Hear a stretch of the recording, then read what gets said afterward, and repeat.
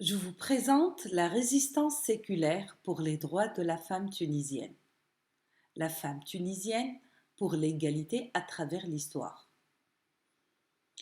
La femme tunisienne est des plus émancipées du monde arabe. Elle a acquis un certain pouvoir, sans pour autant que ce pouvoir la mette au même pied d'égalité que les hommes, qui demeure sur plusieurs plans supérieurs, tant sur le plan social, culturel qu'économique. La féminité grignote les espaces et s'affirme avec beaucoup de courage et de sacrifice, comme partenaire incontournable de l'homme pour la construction de la société tunisienne. Plusieurs femmes célèbres ont marqué l'histoire séculaire de la Tunisie, dont la contribution remonte à la première moitié du IXe siècle avant l'ère chrétienne. En l'an 814 avant Jésus-Christ, Carthage fut fondée par une femme, Élissa, la reine d'Idon, venue de Tyr, fille du roi de Tyr. Cette reine d'Orient ayant élu domicile à la colline de Byrsa, l'actuelle localité de Carthage. La civilisation carthaginoise ou punique connut un essor fulgurant tant au niveau politique, social, commercial que militaire. À l'instar de la reine Didon, d'autres femmes tunisiennes célèbres ont façonné l'histoire, non seulement celle de la Tunisie, mais celle de tous les pays du Maghreb. La reine Didon inspirèrent plusieurs siècles plus tard à une autre femme, la Caïna, une reine et guerrière berbère. En grand stratège, elle unifia les tribus numides pour résister aux invasions islamiques. Elle gagna de nombreuses batailles et mit en échec les musulmans pendant 5 ans.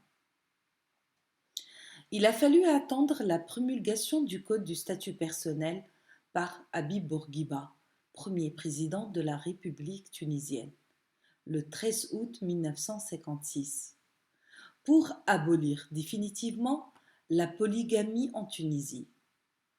D'autres femmes tunisiennes non moins célèbres ont marqué à jamais la Tunisie par leur combat, leur savoir et leur lutte auprès des hommes, afin de faire de notre pays cette nation moderne.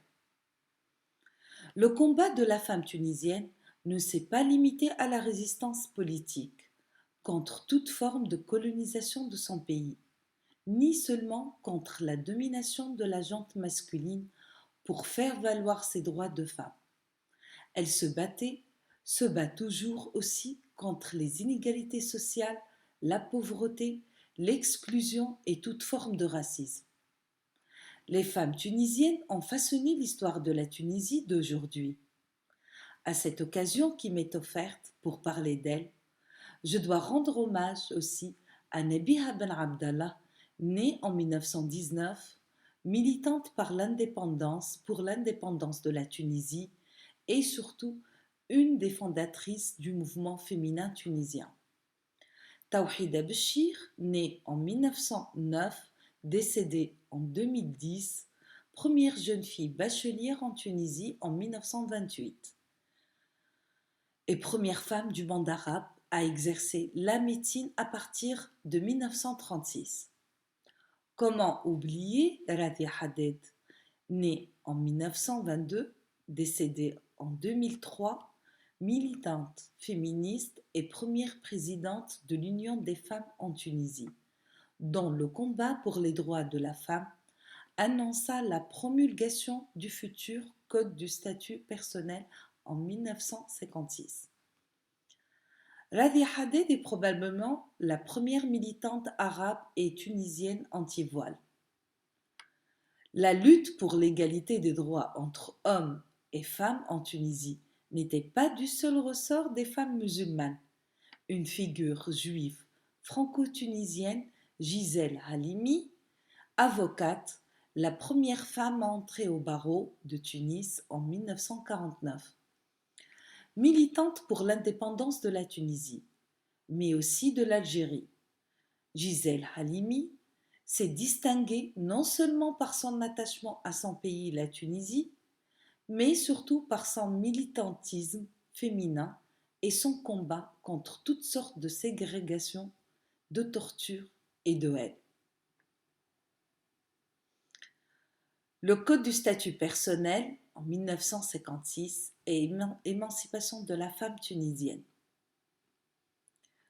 Le Code du statut personnel réforme d'une grande envergure en Tunisie, comme c'est écrit le 13 août 1956, quelques semaines après l'indépendance, est considéré comme véritable rupture avec l'archaïsme et la tradition, inaugurant un train de changement, égalité des sexes et abolition de la polygamie et de la répudiation en instaurant une procédure judiciaire pour le divorce.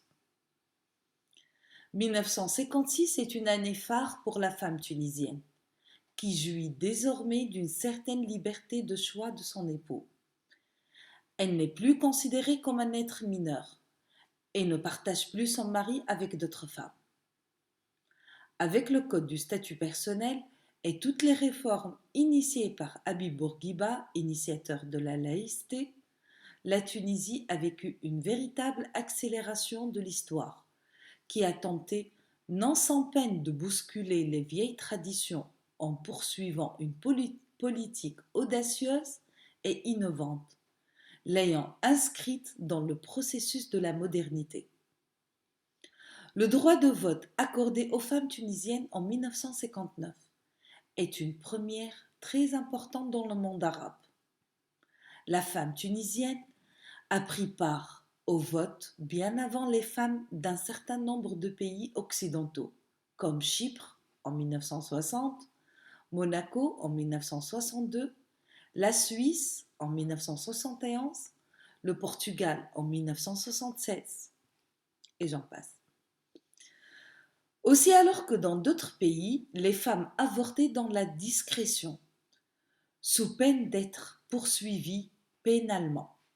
Le droit à l'avortement en Tunisie est autorisé depuis 1964, sous le régime de Bourguiba, avec la mise en place du planning familial et l'accès à la contraception.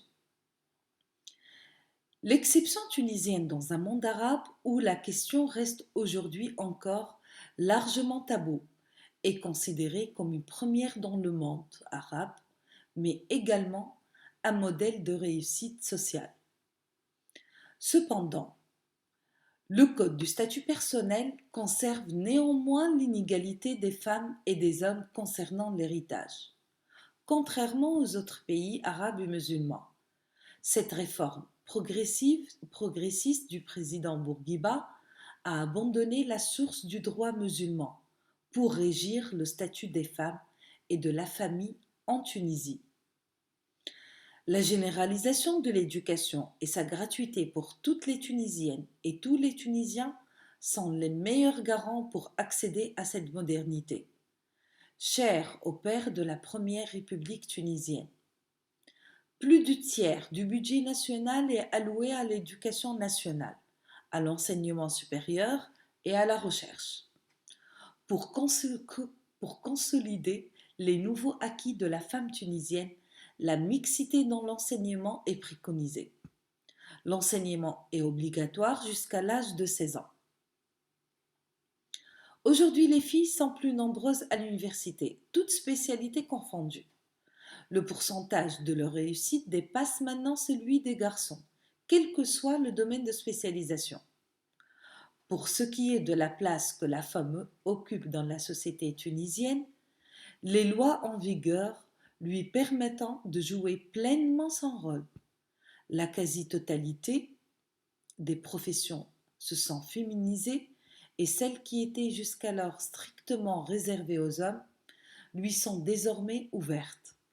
Ainsi donc, la femme tunisienne est aujourd'hui pilote d'avion, conductrice de bus et métro, ingénieure, médecin, plasticienne, comédienne, sportive de haut niveau, chanteuse, cinéaste, enseignante. On constate avec beaucoup d'acuité que le mouvement d'émancipation de la femme tunisienne depuis 1956 est bien ancré dans les faits et les esprits. C'est ce qui explique que la femme ait pu contribuer avantageusement et de façon efficace aux avancées sociales, culturelles, politiques, économiques que l'on connaît et qui font la fierté du système tunisien. Cela mérite, me semble-t-il, d'être relevé et souligné, car il témoigne indéniablement de la résistance de la femme tunisienne à déjouer les plus redoutables tentatives de marginalisation. En somme, la femme tunisienne a réussi au fil des décennies et au prix de certains sacrifices à se faire une place et à forcer l'admiration. Sous Ben Ali, président, qui, ayant succédé à Habib Bourguiba, une loi de 1993 donne ainsi la possibilité pour les mères tunisiennes de transmettre leur nationalité dans le cas où le père est étranger, et des lois de 1998 et 2003 reconnaissent la filiation naturelle et la possibilité d'une action en demande de reconnaissance de paternité pour les mères célibataires.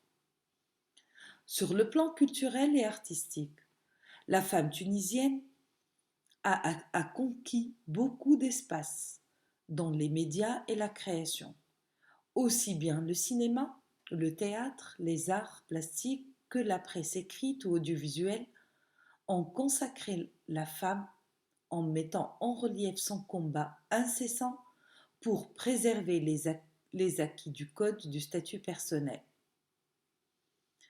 De la cinéaste Moufidat Letli, Le silence des palais, à Abdeltif Ben Ammar, Aziza, Les palmiers blessés, en passant par Rajé Amiri, Satin rouge, La berceuse et Nouri Bouzid, Bent Familia, Making of ou Millefeuille.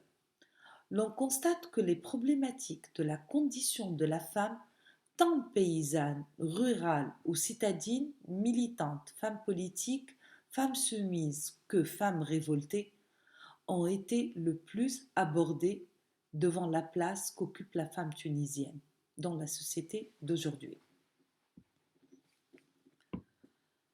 Le 14 janvier 2011, le printemps arabe, femmes et liberté menacées.